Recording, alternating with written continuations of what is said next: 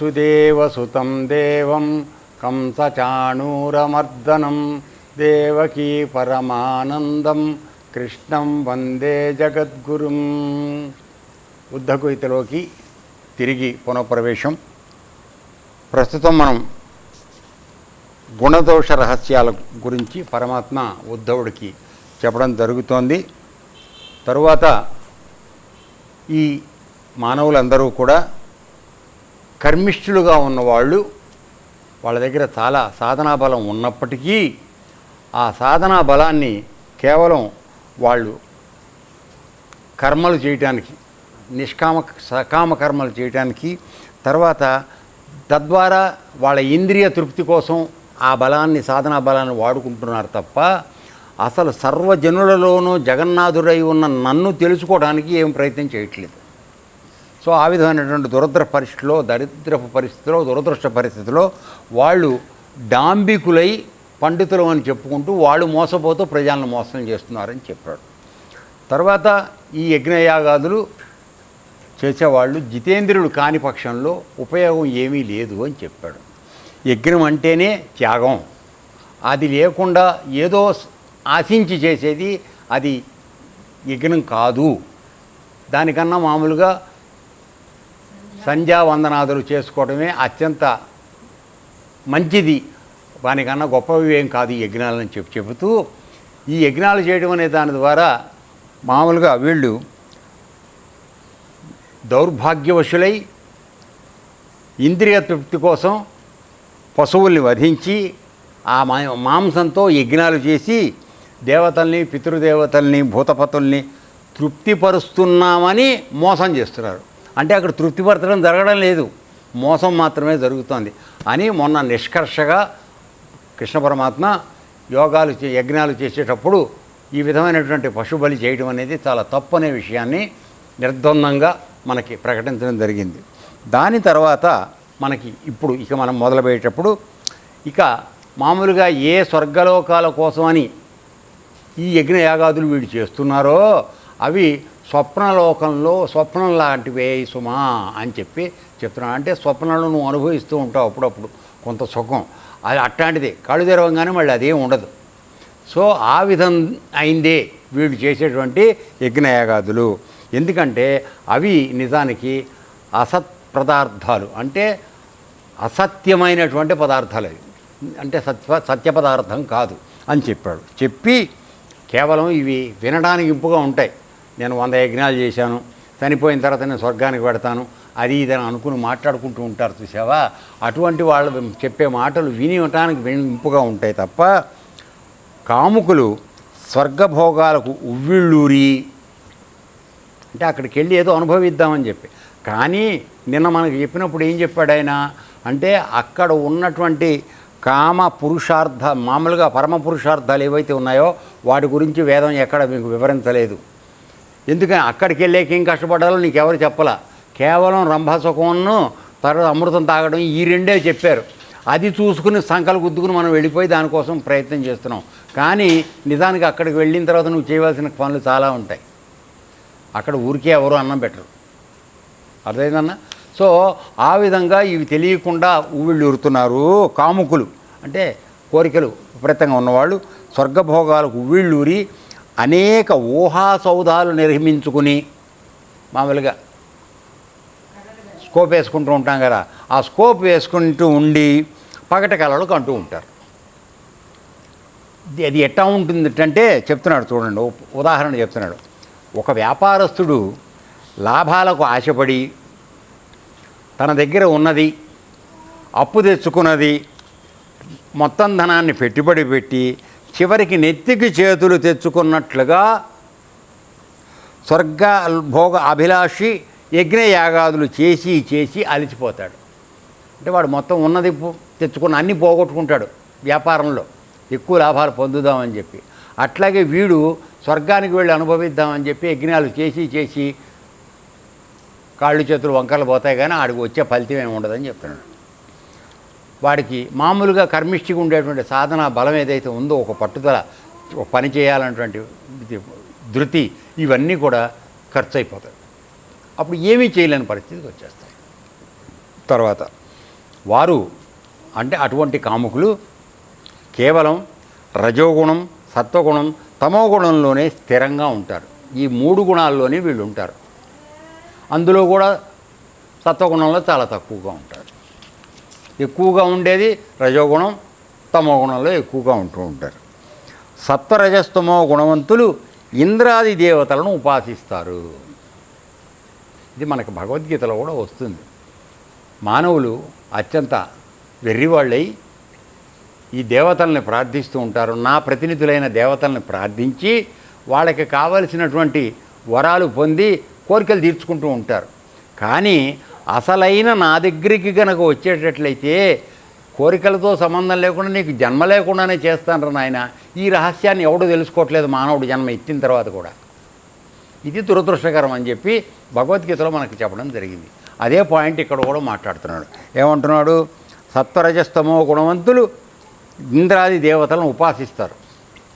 ఇప్పుడు 33 కోట్ల దేవతలు ఉన్నారు. ఏ దేవతకి ఏం చేస్తే వస్తుందో చెప్పారు, వేదంలో ఉన్నాయి. ఆ దాని ప్రకారం యజ్ఞాలు యాగాలు చేయడం, ఆ కోరికలు తీర్చుకోవడానికి. ఆ పరిశ్రమతో ఆయా వస్తువులనే సంపాదించుకోవడంలోనే కాలం గడుపుతూ నా పూజ, నా స్మరణ లేక నన్ను మరచి ప్రవర్తిస్తారు. చెప్పింది భగవద్గీత చెప్పాను కదా. వీళ్ళు నన్ను అసలైన వాడిని నేను ఎవరైతున్నాను. ఇప్పుడు ఆ దేవతలందరూ కూడా నా యొక్క అనుమతితో మీరు కోరిన కోరికలు తీరుస్తున్నారు, అంతేకాని వాళ్ళకి సొంతంగా ఏం లేదు. అర్థమైందండి? అసలు ఆరిజిన్ నాది, సర్వాధికారిని, నియంతని, ఈశ్వరుని, జగన్నాథుడిని నేను. ఆ దేవతలందరూ నా ప్రతిరూపాలు. కొన్ని పనులు చేయడానికి అప్పచెప్పాను. ఇప్పుడు పోలీస్ స్టేషన్లో పోలీస్ కానిస్టేబుల్ ఉంటాడు, 65 మంది పైన ఉంటారు. ఎస్ఐ గారు ఒకడు ఉంటాడు, సిఐ గారు ఉంటే పైన ఆయన ఇంకోడు ఉంటాడు. అర్థమైందా? కాబట్టి ఇప్పుడు ఏదైనా కార్యం నెరవేర్చాలంటే కనీసం ఎస్ఐ గారన్నా ఉండాలి, లేదంటే ఇదన్నా ఉండాలి. కానిస్టేబుల్ ఏం చేయగలుగుతాడు నీకు? అయితే వాడిని ఎందుకండి దండగంటావా? కాదు, ఇప్పుడు ఎవరినో పట్టు రావాలి, లేకపోతే వాడిని అరెస్ట్ చేయాలి, బేడీలేసి తీసుకురావాలి, ఇట్లాంటివి చేయడానికి కావాలి. సో ఇక్కడ నేను ఉదాహరణ కోసం చెప్తున్నా, స్థూలంగా మీరేం తప్పుగా అనుకోకండి. కాబట్టి ఇక్కడ ఈ దేవతలందరూ కూడా మానవులు కోరుకున్నటువంటి చిన్న చిన్న కోరికలు ఏవైతే ఉన్నాయో వాటిని తీర్చడం వాళ్ళు పనికొస్తారు. అంతేగాని అసలు విషయం తెలుసుకుని పరమాత్మ నీవే కావాలి సుమా అని ఎవడైతే నిజాయితీతో కోరుకున్నాడో ఆ పవర్ వాడి దగ్గర లేదు. అందుకని ఆఖరికి నువ్వు బ్రహ్మగారిని అడిగినా కూడా ఆయన చెప్తాడు, ఒరే నాయన అదేదో నా దగ్గర లేదురా, విష్ణుమూర్తిని అడగ వెళ్ళాను. ఎందుకని? ఆ శక్తి ఆయన దగ్గర లేదు. సో ఇక్కడ పాయింట్ ఏమిటంటే, నీవు పట్టుకోవలసిన కాళ్ళు ఎవరివి అంటే అశ్వత్థ వృక్షం మూలం ఉన్నటువంటి ఆ పరమాత్మని కాళ్ళు పట్టుకోవాలి. అంతేగాని ఈ దేవతలందరినీ పట్టుకుంటే వాళ్ళు టెంపరీగా ఇస్తారు, దాంతో నీ జీవితం తెల్లారుతుందా? అవాల్టి గుడ్డి గడి వస్తుంది, నువ్వు కోరుకున్నది ఏదో అంతే. సో అవి వెనక్కి వెళ్ళిపోతూ ఉంటాయి, దానివల్ల వాటికి జరిగేది లేదు. కానీ అసలు నువ్వు మానవ జన్మకి ఎందుకు ఎత్తికావు? ఈ ప్రశ్న మనకి ఎప్పటికీ సమాధానం దొరకదు. ఎందుకంటే దాని గురించి మనం ప్రయత్నం చేయం కనుక. అసలు మానవ జన్మకి ఎందుకు వచ్చాం మనం అంటే, భగవంతుడిని తెలుసుకుని ఆయన ఆత్మశక్తిలో మనం లీనమైపోవడానికి వచ్చాం, నేనంటూ లేకుండా అయిపోవడానికి వచ్చాం. అది ఆయన మన మానవ జన్మ ఇవ్వడంలో ఉన్న ఉద్దేశం. ఆ రహస్యాన్ని దురదృష్టవశాత్తు ఏ మానవుడు తెలుసుకోవట్లేదు. ఎంతసేపు ఆ దేవతలను చేసుకోవడం, వాళ్ళు ఇచ్చిన దాంతో తీసుకోవడం, ప్రపంచంలో నడుపుకోవడం, ఇదే గొప్పదని అనుకోవడం, చావడం, పుట్టడం, ఎక్కుదురు దిగుదురు 7 లోకములు, ఇదే చేస్తున్నారు. ఇది తప్పు అని చెప్తున్నాడు ఆయన. Okay, right. సో ఇందులో ఏం జరుగుతుంది? నా పూజ లేదు, నా స్మరణ లేదు, అంటే నిష్కామమైనటువంటి నా పూజ, ఏ కోరిక లేకుండా పరమాత్మ నన్ను నువ్వు తీసుకెళ్ళు, నేను నీ ప్రతినిధిని, నాకు సర్వరక్షకుడు నువ్వే, నన్ను కరుణించు, నీలో కలుపుకో, ఇది నీ ప్రార్థన ఉండాలి. అంతేగాని నాకు బంగళా ఇయ్యి, అందమైన పెళ్ళాన్ని ఇయ్యి, 3 కొడుకుల్ని ఇయ్యి, ఇవన్నీ కాదు. అర్థమైందా? తర్వాత ఈ ప్రకారమైన కుసుమ కోమల వాణి మధుర భావ ప్రవాహంలో రంగురంగుల నౌకా విహారాలలో తేలిపోతూ ఉంటారు. సో ఇవన్నీ భావించుకుని ఊహించుకొని మామూలుగా మనకి సినిమాలో స్కోప్ వేసుకుంటూ ఉంటారు ఆడపిల్లలు, 5 బట్టలు డ్రెస్సులు మారుస్తారు ఒక పాటలోనే, స్కోప్ అంత ఇదిగా వేసుకుంటూ ఉంటారు వాళ్ళు. సో ఆ విధంగా ఇక్కడ ఈ దేవతల దగ్గర కోరికలు తీర్చుకునే వాళ్ళు కూడా స్కోప్ వేసుకుని నాకేదో అది అయిపోతుంది ఇది అయిపోతుంది అని అనుకుని యజ్ఞాలు యాగాలు చేసేసి ఆ కోరికలు తీర్చుకుని ప్రయత్నం చేస్తున్నారు. నౌకా విహారం చేసినట్టుగా ఆనందంగా ఫీల్ అయితే పోతూ ఉంటారని. ఓకే, తర్వాత ఊహిస్తారు. అది కావాలి ఇది కావాలి ఊహించుకుంటూ ఉంటారు. తర్వాత శ్రవణం చేస్తూ ఉంటారు. మామూలుగా పురాణాలు విన్నప్పుడు పలానా ఆయన ఫలానా యజ్ఞం చేస్తే ఫలానా ఫలితం వచ్చింది పంతులు గారు చదివి చెప్తూ ఉంటాడు. కాబట్టి నువ్వు కూడా అది చేద్దామని ఊహలోకి వస్తావు విన్నాక. సో ఈ విధంగా అది చేస్తే నాకు వచ్చే లాభం ఏమిటనేది ఒక అందమైన స్కోప్ వేసుకుని చూసుకుంటూ ఉంటావు. అర్థమవుతుందా? అది మేము ఇక వాళ్ళు అనుకునే విధానం ఏమిటంటే, మేము ఈ లోకంలో యజ్ఞ యాగాలు మిక్కిలిగా చేశాం. ఇప్పుడు ఇవన్నీ ఇక్కడ ఎక్కువగా దీంట్లో కృష్ణ పరమాత్మ ద్వాపర యుగంలో యజ్ఞాలను మాట్లాడడానికి కారణం మీకు చాలాసార్లు చెప్పాను. ఆ సమయంలో యజ్ఞయాగాదులు నిర్వహించడం అనేది మామూలు అయినటువంటి నైమిత్తిక కర్మ. అందరూ యజ్ఞాలు చేసేవాడు. అర్థమైందా? ఏ కోరిక తీర్చుకోవాలన్నా యజ్ఞాలు ఎక్కువ చేశాడు. అందుకని మనకి భగవద్గీతలో కానీ ఇక్కడ కానీ యజ్ఞం యొక్క ప్రస్తావన ఎక్కువగా వస్తూ ఉంటుంది. ఇప్పుడు కలియుగానికి వచ్చేటప్పటికి ఏం చేశారంటే, మనకు ఆ శక్తి లేదని తెలుసుకున్న తర్వాత నీకు నామస్మరణ అంటే మనస్సు ఏకాగ్రతతో పెట్టుకుని చేసే నామస్మరణ, ఊరికే మాల తిప్పే నామస్మరణ కాదు. చాలామంది చెబుతూ ఉంటారు మాల, మనసేమో ఆలోచనలు ప్రపంచంలో ఉన్న వాటిలో ఉన్నట్లు వెళ్ళిపోతూ ఉంటుంది. అది కాదు, ఏకాగ్రమైన మనసుతో నువ్వు చేసేటువంటి నామస్మరణ అది నీకు అత్యంత సులభమైంది ఇచ్చారు. ఎందుకంటే నీ దగ్గర ఏ శక్తి లేదు కనుక. ఏ శక్తి లేదు, అందువలన మనకు అది ఇవ్వడం జరిగింది. సరే మేము మీకు లోకంలో యజ్ఞయాగాలు మిక్కిలిగా చేస్తాం, దేవతాదులను పూజించి బాగా సంతోషపెడతాం బ్రహ్మాండంగా. తత్ఫలంగా స్వర్గం వెళతాం. ఇది ప్లాన్ ఏంటి? దేవతలకు యజ్ఞం చేయడం ఇవన్నీ ఎందుకు? స్వర్గానికి వెళ్ళటానికి. నచికేతుడు కదా, అదే కదా మీరు విన్నది. ఓకే, తర్వాత అక్కడ అనేక భోగాలు అనుభవిస్తాం. చెప్పానా? అక్కడ జరిగే భోగాల గురించి ఆలోచిస్తున్నాను తప్ప అక్కడికి వెళ్ళాక పరమ అభీష్టాలు పురుషార్థాలు ఏం చేయిస్తారనేది మనకు తెలియదు. దాని గురించి ఎక్కడ మనకి చెప్పటం లేదు. ఎందుకని? ముందుగానే భయపడితే మరి దాన్ని యజ్ఞం చేయడం మానేస్తారు. అందుకని చేస్తే ఇది వస్తుందిరా అన్నాం అనుకో, దానికి ఉదాహరణ కూడా చెప్పాడు కదా నిన్న. కృష్ణుడికి యశోదమ్మ పాలు తాగడానికి చెప్పిందిట. ఒరే నాయన, నువ్వు బాగా పాలు తాగావంటే నీ దులపాలు పొడుగ్గా వస్తాయిరా అని చెప్పిందిట. అందుకని కృష్ణుడు పాలు తాగడం మొదలెట్టాడు. సో అట్లా యజ్ఞం చేస్తే బాగా జరుగుతుందిరా అని చెప్పితే యజ్ఞాలు చేయడం మొదలుపెట్టావు. అసలు యజ్ఞం చేయమని చెప్పడంలో ఉద్దేశం ఏంటి? ఏదో విధంగా భగవంతుడిని తలుచుకుంటాం అనేది బేసిక్. ఇది అయిన తర్వాత అక్కడితో ఆగిపోమని కాదు. ఈ యజ్ఞం చేసాం బాగానే ఉంది, దీని తర్వాత అసలు ఏంటి, నేను ఈ జన్మ ఏం చేయాలి, దీంట్లోంటి క్వశ్చన్లు నీకు రావాలి మనసు దాని మీద లగ్నం అయిన తర్వాత. ఇప్పుడు కనుక మన అందరం కనుక తిరుపతి వెళ్ళి గుండు కొట్టించుకుని వచ్చేస్తే మన పని అయిపోయిందని అనుకుంటున్నాం. ఆయనకి మన వెంట్రుకలు కావాలా అండి?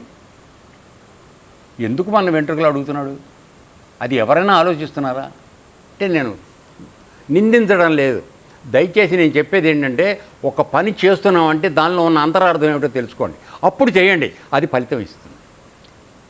అందరూ కొట్టించుకుంటున్నారు కదా, నేను కూడా కొట్టించుకున్నాను, ఇక్కడే కూర్చొని కొట్టించుకోవచ్చు మన ఊర్లోనే, అక్కడ దాకా వెళ్ళడం దీనికి.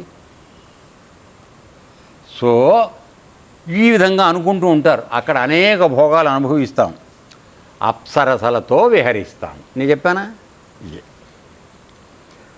మరల జన్మంటూ వస్తే అక్కడ అయిపోయింది, క్రెడిట్ కార్డు అయిపోయింది, తీసి కిందకి వేసారు. మళ్ళీ మనని వేస్తే వీడి ఊహ చూడండి. మరల జన్మంటూ వస్తే కులీన వంశంలో మహాధనవంతుల గృహాలలో జన్మిస్తాం. ఎందుకని? భగవంతుడు భగవద్గీతలో మనకు ఒక రహస్యం చెప్పాడు. ఏమిటంటే, ఎవరైతే యోగాన్ని అభ్యాసం చేస్తూ ఏదో ఒక కారణానికో ప్రలోభానికో యోగ భ్రష్టత్వం పొందితే, పూర్తి కాకపోతే, వాడు చేసిన యోగాన్ని గుర్తుపెట్టుకుని మళ్ళా వచ్చే జన్మలో వాడిని ఒక సదాచారవంతులైనటువంటి ధనవంతులంటో పుట్టిస్తాను నేను అని చెప్పాడు. ఎందుకని పుట్టించిన ఇల్లే తీసుకొచ్చి అడుక్కునేవాడు ఇంటో పెట్టాడు అనుకో, నువ్వు అడుక్కోవడానికి టైం సరిపోతుంది, యోగం చేయడానికి నీకు ఎక్కడ సరిపోతుంది. తర్వాత ధనవంతులు అంటే సదాచారం ఉండదు, కానీ సదాచారవంతులైనటువంటి ధనవంతులు అంటే నీ యోగం చేసుకోవడానికి అవకాశం కల్పిస్తానని చెప్పాడు. అది మనం అనుకుంటూ ఉంటాం. ఇప్పుడు భగవద్గీతలో ఉంది కదా, అది అనుకుంటున్నాం అన్నమాట. దీనిలో రెండో స్టెప్ ఏమిటి అంటే పూర్తిగా 80% యోగం చేసేసి చివరి క్షణంలో జడభరతుడిలాగా ప్రాణం విడిచిపెట్టే సమయంలో ఒక పక్కగా డైవర్షన్ వచ్చేసి మనం పెడితే ఇంకో జన్మ ఎత్తాలి తప్పదు. అయితే వాళ్ళకు ఉన్న విషయం ఏమిటి అంటే ఒక్క జన్మతోనే మళ్ళీ వాడికి జన్మ లేకుండా వెళ్ళిపోతాడు. ఆ మిగిలిపోయిన శేషం ఉంది సేవా, దాన్ని తీర్చుకుని వెళ్ళిపోతాడు. ఇప్పుడు ధనవంతుడింట్లో వెళ్ళిన వాడు మళ్ళీ పూర్తిగా పరిశ్రమ చేయాల్సిందే. దయచేసి గుర్తుపెట్టుకోండి. నువ్వు చేసిన కాడికి నీకు మార్కులు ఇచ్చాం, నువ్వు ఎలా కూతుని ఏం కంటిన్యూ చేయొచ్చో అక్కడికి ఇచ్చాం నీకు. అంతేగాని ఇక్కడ ఏం ఉండదని అనుకోకండి. ఇక్కడ ఆశ్రమానికి రాగానే అన్నీ అయిపోయినా అనుకోవద్దు దయచేసి. ఏ లెంబాద్రి గారు, ఆశ్రమానికి రాగానే అన్నీ అయిపోతున్నాయి నాకు అని చెప్పని అనుకోకండి. ఆశ్రమానికి వచ్చాక నీ పొరదున సుకృతంతో నువ్వు సరైన మార్గంలో వెళ్ళడానికి కావలసిన మార్గదర్శనం నీకు జరుగుతోంది. కానీ ఆ శ్రమ నువ్వే చెయ్యాలి, ఆ సాధన నువ్వే చేయాలి. గురువు నీకు మార్గం చూపిస్తాడు, దాన్ని అనుసరించి వెళ్ళాల్సినటువంటి బాధ్యత నీ మీద ఉంది. అర్థమైందా? అది ఓకే, రైట్. కులీన వంశ మహాధనవంతుల గృహాలు తినిపిస్తాం, లేదా పెద్ద పెద్ద అధికారుల రాజభవనాలలో విహరిస్తాం, మహాసౌఖ్యాలు పొందుతూ ఉంటాం, మా వంశం శాశ్వతంగా వర్ధిల్లుతూ ఉంటుంది. ఇవి వీళ్ళు అనుకునే విషయాలు. స్కోప్ అన్నాను కదా, స్కోప్లో ఇవన్నీ భాగం అన్నమాట. తర్వాత ఇక మీదట ఈ ఆలోచనలతో అతని మనసు స్తబ్దమైపోతుంది. అంటే ఇక ఆలోచించడానికి ఏం లేదు, అన్నీ హయ్యర్లో కనపడుతూనే ఉన్నాయి. ఇక నువ్వు ఒక పెద్ద దాంట్లో పుట్టినట్టు, పెద్ద ఇదాన్ని అనుభవించినట్టు, రాజుగారి ఇంట్లోకి నువ్వు నడిచి వెళ్ళడానికి దోవ దొరికినట్టు, రాజుగారి అమ్మాయితో నువ్వు అలవాడినట్టు, ఇట్లా ఏవో రకరకాల ఆలోచనలు వచ్చినాయి. అప్పుడు ఏమైంది? ఇంకా ఆలోచించడానికి ఏమీ లేదు నీకు, అన్నీ వచ్చేసినాయి ఆలోచనలోనే. కేవలం ఆలోచనలోనే, క్రియలో మాత్రం కాదు. సో అలా మనసు స్తబ్దమైపోతుంది. అప్పుడు ఇక అసలు నా స్మరణే ఉండదు. నా అంటే ఇక్కడ పరమాత్మ స్మరణ అసలు ఉండదు. ఆయన తలుచుకోవాల్సిన అవసరం ఏముందిరా? మనకి చచ్చేటట్టు మూతి పగిలిపోయే కష్టం వస్తే అప్పుడు భగవంతుని తలుచుకుంటాం. అన్నీ వనగొడుతుంటే భగవంతు తలుచుకుంటామా? తలుచుకోం. సరే, తర్వాత నా స్మరణే ఉండదు. తర్వాత నా సంబంధిత ఆలోచనలే రుచించవు. ఎవడన్నా నాలాంటి పిచ్చోడు వచ్చి రే నాయన ఇది చూసి కంగారు పడకరా, ఇది నిలబడేది కాదు, దైవధ్యానం చేసుకోరా, ఆశ్రమంలో కాసేపు ఉండరా, వచ్చి వెళ్ళి మంచిగా యోగం నేర్చుకోరా అని నీ చెప్పాను అనుకో, ఏపా నీకు పనిలే పాటలేదు చెప్తుంటావు. నాకు అన్నీ హాయిగా ఉంటే నేను అసలు ఇది ఎందుకు చేయాలి అనేటువంటి వాళ్ళు చాలామంది ఉన్నారు. నాకు ఈ జీవితం అంతా చాలా బాగుంది, నన్ను వచ్చి ఆశ్రమంలో ఉండి చేయమంటావు ఎందుకు అని అడిగేవాళ్ళు చాలామంది ఉన్నారు. సరే, నేను ప్రశ్న వేసిన జరిగింది. సరే, నువ్వు ఇప్పుడు ఇంత బాగానే ఉన్నాను అంటున్నావు కదా, నిజాయితీగా మన గుండె మీద చేవేసి చెప్పు, నువ్వు అత్యంత సంప్రీతికరంగా, నువ్వు ప్రీతికరంగా సాటిస్ఫాక్టరీగా ఉన్నావా? చెప్పు, నిజం చెప్పు. ఏ ఒక్కడో నిజంగా లేడు. నువ్వు నిజంగా ఉంటే అసలు ఇంకో దాని గురించి ఆలోచించి నీకెందుకు వస్తుందిరా? మేడలు కావాలి, మిద్దెలు కావాలి, కోట్లు కావాలని ఆలోచన నీకెందుకు వస్తుంది? అంటే ఉన్నదాంతో సంతృప్తి పడకే కదా నువ్వు చేసేది. తప్పుడు మాటలు ఎందుకు మాట్లాడతావు? నువ్వు మోసం చేసుకోవడం కాక ఎదురువాడిని మోసం చేయడం ఏనన్నా తప్పుగా మాట్లాడుతున్నా మరి నాకు తెలియదు. మనం మోసం చేసుకుంటూ ఇతరులు మోసం చేయడానికి ప్రయత్నం చేస్తున్నాం. అది సరే. ఉద్ధవా, వేదంలో మీకు ఎన్నోసార్లు చెప్పాను, కర్మకాండ, ఉపాసనాకాండ, జ్ఞానకాండ అని 3 కాండలు ఉన్నాయి. అంటే వేదాన్ని 3 భాగాలుగా విభజించారు. తర్వాత ఈ కాండల ద్వారా బ్రహ్మం, ఆత్మ, ఏకత్వం గురించి ప్రతిపాదించబడింది. అసలు వేదం యొక్క ఉద్దేశం ఏమిటంటే మనందరం మాట్లాడుకుంటున్నటువంటి ఆ పరమాత్మ, అంటే నామరూపక్రియ లేనటువంటి పరమాత్మ, అదే బ్రహ్మము, అది ఒకటే ఏకత్వాన్నే ప్రతిపాదించబడింది మొత్తం వేదం అన్ని చోట్ల కూడా. అయితే నీవు అది తెలుసుకునేప్పుడు కర్మకాండలో ఉండగా బ్రహ్మ ఏకము అని చెప్పితే నీకు అందదు. ఎలిమెంటరీ స్కూల్లో రాయిస్తాం అంతే. పైకి వెళ్ళిన తర్వాత అమ్మ ఆవు తర్వాత మాట్లాడతాం. దానికన్నా పెద్ద పెద్ద మాటలు తర్వాత వస్తాయి. సో ఇక్కడ నీకు ఎందుకు కర్మకాండలో కూడా అంతర్లీనంగా ఉన్నటువంటి రహస్యం ఏమిటంటే బ్రహ్మం ఒక్కటే. దాన్ని తెలుసుకోవడానికి ఈ మార్గంలో నువ్వు వెడుతున్నావు సుమా అనేది చెప్పడానికి మాత్రమే. ఇలా చేసుకుంటూ వెడితే నీ దృష్టి ఆ ఏకమైన పరమాత్మ మీదకి లగ్నమైనప్పుడు నువ్వు అసలు రహస్యం నీకు అర్థమవుతుందిరా తండ్రి. అందుకని ముందు ఇది మొదలెట్టు. ఏమీ లేకుండా నువ్వు రోజు కోసుకుంటూ తింటూ ఉంటానంటే నీకు భగవంతుడి గురించి ఆలోచన ఎందుకు వస్తుంది? ఎట్లా వస్తుంది? కాబట్టి నిన్ను ఆ తోవలో పెట్టడానికి వీలుగా ఒక ప్రలోభం చూపించి ఇది చేస్తే అది జరుగుతుంది, ఇది చేస్తే అది జరుగుతుందని నీకు చెప్పారు. మన టెంప్ట్ చేయటాను. అదే ఇందాక కృష్ణుడు దులపాలు అంతే. ఓకేనా? సో ఆ విధంగా చెప్తూ వెళ్ళేదానికి చేయించారు తప్ప అందులో ఏ కాండలో అయినా సరే అంతర్లీనంగా చెప్పబడుతున్నటువంటి ఒకే ఒక రహస్యం ఏమిటంటే ఆత్మ ఒకటే, అది ఏకత్వము, దానికి రెండోది లేదు. నీవు వేరే స్వరూపంగా శరీరంతో జన్మించి ఉన్నప్పటికీ నీలో ఉన్నటువంటి ఆ ఆత్మే నిన్ను శాసిస్తున్నది, నడుపుతున్నది. అది బయట ఉన్నది, లోపల ఉన్నది. కాబట్టి నీవు ఆత్మ యొక్క ప్రతినిధివి. ఈ నిజం తెలుసుకుని ఆత్మలో కలిసిపో, ఇది నీ జీవిత గమ్యము అని చెప్పటమే దానిలో ఉన్నటువంటిది. కానీ కర్మకాండ చేసేటప్పుడు ఇవి చెప్పాలా. ఎందుకని?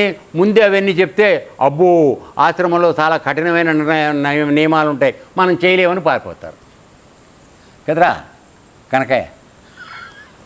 అందుకని ముందు చెప్పాం. అవి నెమ్మదిగా దిగి వచ్చిన తర్వాత చెప్తాం. ఇదైన తర్వాత నాన్న ఇట్లా కాదురా, కొద్దిగా ఇట్లా మారాలని చెప్పి. ఎందుకని అప్పటికి నీకు ఒక నమ్మకం ఏర్పడింది. ఆశ్రమంలో ఉండేటువంటి నియమ నిబంధనలు పాటిస్తే కలిగే లాభం ఏమిటో ఒక అవగాహన వచ్చింది. అప్పుడు నెమ్మదిగా అందిస్తాం. ఏ విధంగా అయితే అన్నప్రాసన రోజు ఆవకాయ పెట్టామో అట్లా అవాళ పాలం పెరుగన్నం అయితే మన మామూలు పాయసం అన్నం పెడతాం. తర్వాత సంవత్సరం వేడికి ఆవకాయ పెడతాం. 3వ ఏడు వచ్చేటప్పుడు ముక్కలు పెడతాం. అయిపోయా.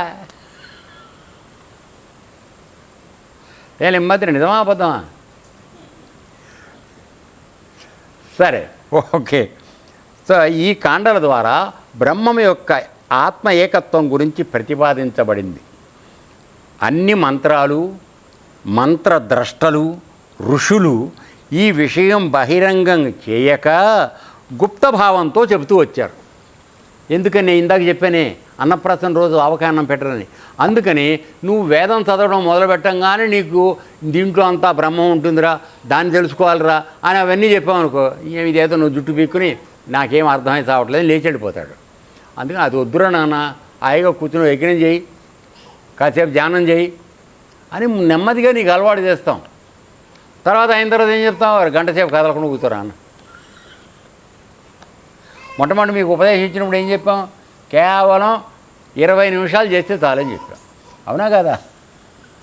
ఏరా తర్వాత ఇప్పుడు ఏమైంది? గంట కూర్చోబెడతాం. ఎందుకని? ఈ చెత్త ఆలోచనలతో మన మనసు పూర్తిగా కొంతవరకు భ్రష్టం అయిపోయినా కూడా ఆ గంటలో కనీసం 5 నుంచి 10 నిమిషాలైనా నువ్వు పరమాత్మ గురించి ఆలోచిస్తావు. అదే నువ్వు ఇప్పుడు 20 నిమిషాలే పెట్టావనుకో, అప్పుడు ఇప్పుడు కూడా ఏమవుతుంది? ఏముండదు. అవునా కాదురా నాన్న? అందుకని పెంచాల్సి వస్తుంది. అదే ఎలా అయితే చిన్నపిల్లవాడికి ఇప్పుడు ఇంత ఇంత దీంతో పెడితే సరిపోయేది, చిన్నగా ఉన్నప్పుడు కొద్దిగా పెరిగాక ఇంత అవుతుంది, తర్వాత ఇంత చేస్తాడు, తర్వాత మొత్తం కంచం అంతా వాడికే కావాలంటాడు కదా నాన్న. డోస్ పెంచుకుంటూ వెళ్ళొద్దు.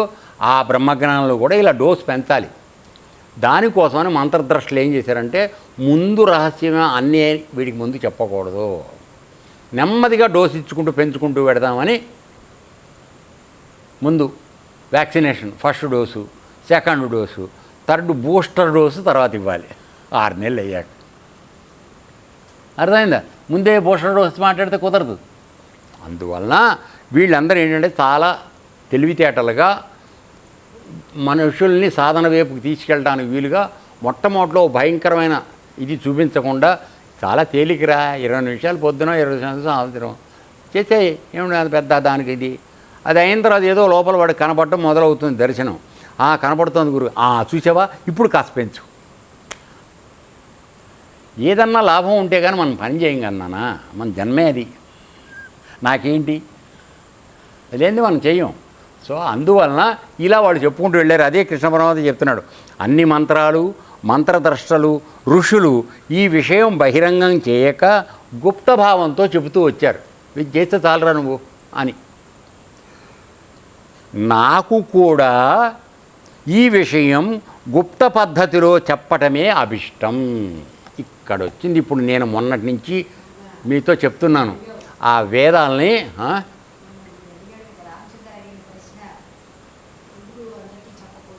ఏం అడిగాడు?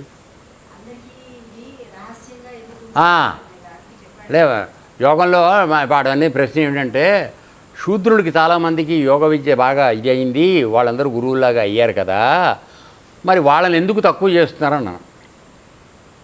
అప్పుడు నేనేం చెప్పానంటే, కరెక్ట్, శూద్రుడికి ఇందాక నేను చెప్పిన కర్మిష్టికి సాధనా బలం ఉంటుందని చెప్పానే, ఆ సాధనా బలంలో వాళ్ళ ఎక్కువగా ఉంటుంది. ఇతర కుల అగ్రవర్ణాల వాళ్ళకి తెలివితేటలు తేలిగ్గా ఉంటాయి, తొందరగా అండుకుంటారు, తొందరగా విడిచిపెడతారు. అర్థమైందా? కనకాయ పట్టుకుంటే వదలడు, అదే నువ్వు పట్టుకుంటే వదిలేసే అవకాశాలు చాలా ఎక్కువ ఉన్నాయి కొద్ది కాలం అయ్యాక. ఎందుకని? వాడికన్నా నువ్వు ఉన్నతమైన దాంట్లో ఉన్నావు కనుక. కానీ పట్టుకోవడం వాడికన్నా ముందు తొందరగా పట్టుకుంటావు, అంతే తొందరగా వదిలేస్తావు. ఏమంటే కరెక్టా కదా? సో అందుకోసం అని వాళ్ళు ఏం చేశారంటే, శూద్రుడికి వచ్చినా ఎంతమంది శూద్రుల్లో ఎంతమంది శూద్రుడికి విద్య అందింది అదొక్కసారి మాట్లాడచ్చుగా. వచ్చిన వాళ్ళు 4 ఉన్నారు, నువ్వు 4 కోట్ల మందికి అన్నీ ఇచ్చేయమని అంటున్నావు. ఇది ఎంతవరకు కరెక్టు? నాన్న ఇక్కడ పాయింట్ ఏంటంటే, నువ్వు శూద్ర జన్మలో పుట్టావా, ఉన్నత వంశంలో పుట్టావా, ఇవి లెక్క కాదు. పరమాత్మకు అవి లేవు. వాడి పూర్వజన్మ కర్మకి వాడు ఆ యోనిలో పుట్టాలి కనుక పుట్టాడు, అంతవరకే. కానీ వాడు చేసుకున్న యోగం ఎక్కడ పోదే. అందుకని ఆ కులంలో కూడా వాడు పైకి వస్తాడు. దానికి అందరికీ అప్పచెప్పాలని చెప్పడం అనేది తప్పు మాట కాదా? అది. సో అందుకోసమని వాడు అక్కడ వచ్చాడు. ఆ కులం ఏ కులంలో పుడితే మాత్రమైంది, ఏ కులజుడైననేమి ఎవడైననేమి ఆకడనాతడే హరినెరిగినవాడు. ఏ కులజుడైననేమి ఎవడైననేమి ఆకడనాతడే హరినెరిగినవాడు. ఏ కులజుడైననేమి అన్నమయ్య చెప్పాడు. ఏ కులంలో పుట్టావనేది లెక్క కాదురా నాన్న. ఎవడైతే హరిని తన హృదయంలో కనుక్కుంటున్నాడో వాడు యోగ్యుడు, అర్హత కలిగినవాడు. ఇక అక్కడ నీ కులం రాదు. అయితే గురువుగారు తెలుసుకున్నవాడు కులం లేదంటున్నారు కదా, మా అందరికీ కూడా కులం లేనట్ట, బ్రహ్మలో కలుపుకుంటారా అని అన్నావేమో. ఇది ప్రాపంచికంలో మాట్లాడేటప్పుడు ఇవన్నీ ఉన్నాయి. తేడా అర్థం చేసుకోండి. ప్రపంచంలో కులాలు ఉన్నాయి, మతాలు ఉన్నాయి, జాతులు ఉన్నాయి, అన్నీ ఉన్నాయి. ఎందుకని? సంఘం నడవడం కోసం ఈ నిబంధనలు ఏర్పాటు చేయబడి. గుణదోషాలు నేనే పెట్టానని చెప్పాడు కృష్ణ పరమాత్మ. ఎందుకు చెప్పాడు? తన యొక్క సృష్టి సజావుగా నడవాలి. దాన్ని వంకర టింకలు ఉంటే తీసుకుని దుర్వినియోగం చేసే మహానుభావులు మా మనుషుల్లోనే ఉన్నారు. అది జరగకుండా ఉండడానికి కోసం నేను చెప్పాను. విశృంఖలంగా ప్రవర్తించకుండా ఉండడానికి నేను ఇవి పెట్టానని చెప్పాడు. చదివి వినిపించాను మీకు. ఏమైనా గుర్తుండవు అనుకో మనకి. ఇదిగో, దేశకాలాదులకు అనధికారులకు ఫలానా ధ్యానాలకు వివిధ వస్తువులకు గుణదోషాలు నా ద్వారానే నిర్ణయింపబడ్డాయి. దీనివలన జనులలో విశృంఖల ప్రవృత్తి అణిగిపోతుంది, హద్దులు దాటకుండా ఉంటారు. లేకపోతే సృష్టి క్రమానికి ముప్పు వస్తుంది. చాలా. అయితే ఎవడైతే ఏ కులంలో పుట్టినా తన యొక్క యోగ సాధన పూర్వజన్మ సుకృతం వలన ఉన్నత స్థితికి వచ్చాడో వాడికి కులం లేదు, గాడిదగుడ్డు లేదు, ఏమీ లేవు. పరమ పవిత్రుడు వాడు. ఎందుకంటే పరమాత్మ స్వరూపం అయిపోయాడు వాడు. వాడికి అవి అప్లై కావు. అప్పుడు ఇస్తారు రిలాక్సేషన్. నువ్వు మామూలుగా సాయంత్రానికి వచ్చి కొట్టుకుంటూ మందు కొట్టుకుంటూ మాంసం తింటూ నేను ఇది ఉన్నాను కదా, యోగం ఆశ్రమంలో ఉన్నాను కదండి, నాకు అన్నీ వదిలేయండి అని అంటాం కరెక్ట్ కాదు. అర్థమైందన్నా? తర్వాత అందరూ ఆ కులంలో మొత్తం శూద్రులందరికీ ఇచ్చేయాలంటాం కూడా కరెక్ట్ కాదు. కేవలం వ్యక్తిగతంగా ఒక వ్యక్తి పూర్వజన్మ సుకృతంలో చేసుకున్నటువంటి తపస్సు వలన వాడికి అందినటువంటి దాన్ని అందరికీ అందించమని చెప్పడం తప్పు. క్లారిఫై అయిందా ఇప్పుడు పొజిషన్? అట్లాగే గుప్తంగా చెప్పడం అనే పాయింట్ ఆయనకి నాకు ఇష్టం అని చెప్పి అంటున్నాడు.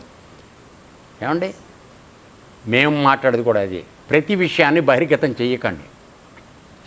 ప్రతి బహిర్గతం చేస్తే దాని విలువ తెలియని వాళ్ళు దాన్ని దుర్వినియోగం చేసే అవకాశం ఉంది.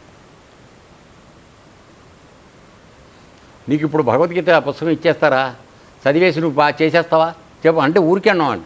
నిన్నేం తక్కువ చేయట్లేదన్న. అన్నీ నువ్వు చదువుకునే కాడికి మరి క్లాసులు పెడుతుంది దేనికి, చేయడం దేనికి? అసలు నీ పిల్లని స్కూల్కి పంపించింది దేనికి? టెక్స్ట్ బుక్ అదే కదండి, పంతులు గారు చెప్పినా అదే, పిల్లాడు చదువుకున్నా అదే. నువ్వు స్కూల్కి పంపించింది దేనికి? పుస్తకం ఇంట్లో పెట్టి వాడిని చదువుకోమను. ఎందుకంటే నాన్న, ఆ చదువుకునేటప్పుడు మనకున్న స్థాయి వేరు, అర్థం చేసుకునేది. దాన్ని విడమరచి దాని లోపలికి వెళ్ళి దాని అంతరార్థం చెప్పేటువంటి వాడు టీచర్ కావాలి. ఇక్కడ ఆధ్యాత్మిక విద్యకి గురువు అన్నారు. ఏనాన్న, అది ఎవరిని తక్కువ చేయట్లేదు నాన్న. ఎవరి సాధనను బట్టి పూర్వజన్మ సుకృతాన్ని బట్టి వాళ్ళు అందుకుంటారు. అక్కడ ఆ స్థితికి వచ్చిన తర్వాత ఏ విధమైనటువంటి కట్టుబాట్లు ఉండవు. ఎందుకంటే వాడు బ్రహ్మం అయిపోయాడు. ఇందాక చెప్పబడినటువంటి ఆత్మ ఏకత్వం వాడికి అర్థమైంది. వాడికి నిబంధనలు పనిచేయవు, మిగతా వాళ్ళకి నిబంధనలు ఉంటాయి. వెరీ గుడ్, ఓకే వెళ్దాం. సో ఇక్కడ పరమాత్మ కూడా ఏం చెప్తున్నా అంటే, ఏ విషయాన్నైనా కూడా వేదాల గురించి వాటి గురించి గుప్తమైన పద్ధతిలో చెప్పడమే కరెక్ట్ అని ఆయన చెప్తున్నాడు. బహిరంగపరచద్దు. బహిరంగపరిస్తే సద్వినియోగం కన్నా దుర్వినియోగం ఎక్కువ జరుగుతుంది.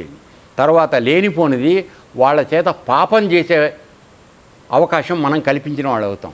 అవన్నీ కూడా బీజాక్షరాలతో కూడుకున్నటువంటి మహామంత్రాలు. ఆ మంత్రాన్ని నీకు ఉచ్చరించడం చేత కాకుండా నాలిక తిరగకుండా రోజు 3 సార్లు కోడి మేక అన్నీ తిని నాలిక తిరగకుండా దాన్ని నువ్వు చదివితే ఆ మంత్రం యొక్క విషపరిణామం నీ శరీరంలో కలుగుతుంది. బీజాక్షరాలు వక్రంగా తలిగితే, అపశబ్దం తలిగితే అది చెయ్యకూడదు నమ్మినవాడు. అర్థమైందన్న? అందువలన ఇది అంటే కాంట్రవర్సీలోకి వెళ్ళటం నా ఉద్దేశం కాదు, నా వ్యక్తిగతమైన అభిప్రాయం. మరొకసారి చెప్తున్నాను, దీన్ని బహిరంగపరిచి మాట్లాడడం తప్పు ఈ విద్య. ఎందుకని చెప్పాడు ఆయన? ఆ అంతఃకరణ శుద్ధి కలిగిన కొద్ది మందికి మాత్రమే ఇది అర్థం అవుతుంది, మిగతా వాడికి అర్థం కాదు అని చెప్పాడు. కారణం అది ఆయన చెప్పేది. అంతఃకరణం అంటే ఏమిట్రా? మనసు, బుద్ధి, చిత్తం. ఇప్పుడు మనలో ఈ 4 శుద్ధంగా ఉన్నవాళ్ళు ఎవరున్నారు చెప్పండి?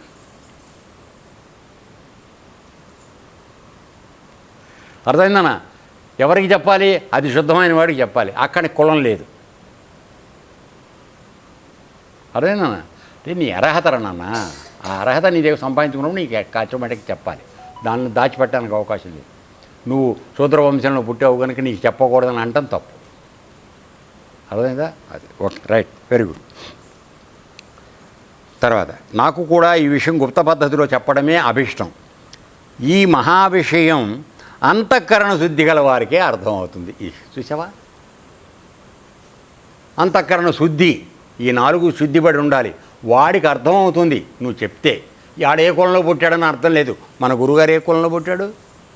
ఆయనకి ఎందుకు అర్థమైంది? అది పూర్వజన్మ సుకృతం, వాసన, సాధన. 20 సంవత్సరాల పాటు ఆయన ఏ రోజు నిద్రపోలేదు తెలుసా నీకు? రోజు రాత్రిపూట దీపం పెట్టి కూర్చుంటే, మన మిలిటరీలో పనిచేసేవాడు ఆయన. ఆ మిలిటరీలో ఉన్న అమ్మవారు వాళ్ళు రాత్రిపూట లేచి చూసి, ఏమిటి వీడు ఏమన్నా చేతబడులు అవి చేస్తున్నాడేమో, రాత్రిపూట దీపం వెలిగించి కూర్చున్నాడు, ఈయన తిట్టిన రోజులు ఉన్నాయి. అలా విడిచిపెట్టుకుని చేశారు. మనం ఎంత చేస్తున్నాం ఆలోచించండి ఆయన స్థితికి రావడానికి. ఎరనానా అందులో 1% మనం చేయగలుగుతున్నావా? కానీ ఆయన కులాన్ని బట్టి తిట్టేవాళ్ళు చాలామంది ఉన్నారు ఊళ్ళో. మనం ఏం చేద్దాం? ఎందుకంటే ఒక మనిషి కానీ ఒక వస్తువు యొక్క విలువ తెలియాలంటే నీకు దగ్గర విలువ ఉండాలి. అది లేనివాడు ఏం గుర్తించగలరా? కుడివాడి దగ్గర పెట్టి చెప్తే బ్రహ్మాండంగా ఉందంటే ఏమవుతుంది? అది జరుగుతోంది, వదిలేసేయండి. సో అంతఃకరణ శుద్ధి గల వారికే అర్థమవుతుంది, అందరికీ అవగాహన కాదు. ఇంతకన్నా క్లియర్గా ఏమైనా చెప్పాలా ఎర్రనానా? తర్వాత వేదానికి మరో పేరు శబ్ద బ్రహ్మం అని ఉన్నది. వేదానికి వేదాలు నా స్వరూప స్వభావాలు అంటే నిరాకారమైనటువంటి పరమాత్మని తెలుసుకోవాలంటే వేదాలలోనే చెప్పబడింది ఆయన స్వరూపం ఏమిటి, ఆయన యొక్క స్వభావం ఏమిటి అనేది. నిరాకారుడు కానీ ఆయనకు కూడా స్వరూపం ఉంది, స్వభావం ఉందని చెప్తున్నారు. ఏ విధంగా చూడాలో అక్కడ చెప్పబడింది. అంటే దాన్ని తెలుసుకునే స్థాయి నీ దగ్గర ఉన్నప్పుడు అది అర్థమవుతుంది. అర్థమైందన్న? కృష్ణుడికి 11 అధ్యాయాలు అయిన తర్వాత 11 అధ్యాయాలు చూపించాడు విశ్వరూపం అర్జునుడికి. అంతకుముందంతా చెప్పాడు చాలా, 11వ అధ్యాయానికి వచ్చాక విశ్వరూపం చూపించాడు. అంటే తను ఏ విధంగా చిన్మయ రూపంలో అణుమాత్రంతో బీజంగా ఉండి ఈ విశ్వం అంతా వ్యాపించి ఉన్నాడో చూపించాడు. అప్పుడు దాన్ని గ్రహించగలిగాడు వాడు. ముందుగానే ఇదంతా ఇదిరా అన్నాం అనుకో యాపా అంటాడు. అర్థమైనా? అందుకని కొన్ని విషయాలు పై తరగతుల్లోనే చెప్పాలి, ముందు చెప్పకూడదు. సరే ఒకరిద్దాం. సో వేదాలు నా స్వరూప స్వభావాలు కనుక వాటి రహస్యాలు తెలుసుకోవడం చాలా కష్టం. సో వేదం యొక్క రహస్యాన్ని పుస్తకం పెట్టేసుకుని బాగా ఇంతంత పెద్ద పుస్తకాలు చదివేసి నేను అర్థం చేసుకుంటానంటే అంతకన్నా మోసం ఇంకోట్లేదు. తర్వాత ఆ శబ్ద బ్రహ్మమైన వేదం పరా పశ్యంతి మధ్యమ అనే వాణీ స్వరూపంలో ప్రాణ మనః ఇంద్రియాలుగా విరాజిల్లుతోంది. అంటే మన ప్రాణంలో అదే వేదం ఉన్నది, మన ప్రాణంలో. అప్పుడు పరా, తర్వాత మనస్సులో ఉన్నది పశ్యంతి, ఇంద్రియాలలో ఉంది మధ్యమ అనే 3 రకాలైనటువంటి స్వరూపంలో విరాజిల్లుతోంది ఈ శరీరంలో వేదం. వేదము సముద్రం వల్లే అపారం, అగాధం, అనంతం, గంభీరం. ఎన్ని విశేషణాలు వేశాడో చూడండి. దేనికి అంతులేదు చెప్పిన అన్ని మాటలకు కూడా. ఏనన్నా? అది తర్వాత దీని లోతు చూడడం ఎవడికి సాధ్యం కాని విషయం. కనుకనే జైమిని వంటి పండితులు కూడా వేదార్థం సరిగా నిర్ణయించి వ్రాయలేకపోయారు. ఎందుకంటే ఆయన వ్యాసుడు అంతా మొత్తం వేదరాశిగా ఉండేది వ్యాసుడు ముందు. దాన్ని 4 వేదాలుగా విభజించి ఒక్కొక్క పండితుడికి దాన్ని మీమాంసలు రాయడానికి అప్పచెప్పాడు. ఆ విధంగా ఈ జైమిని ముని అనే ఆయనకి పూర్వమీమాంస అనేటువంటి దాన్ని రాయడానికి ఇచ్చారు. ఆయన రాశాడు, కానీ పూర్తిగా వేదం యొక్క అర్థం ఆయనకి అర్థం కాలేదని కృష్ణ పరమాత్మ చెప్తున్నాడు. అటువంటి మహానుభావుడు వ్యాసుడు ఎన్నుకున్నవాడు, నువ్వు నేను సెలెక్ట్ చేసిన వాడు కాదు, మనవాడే లేని.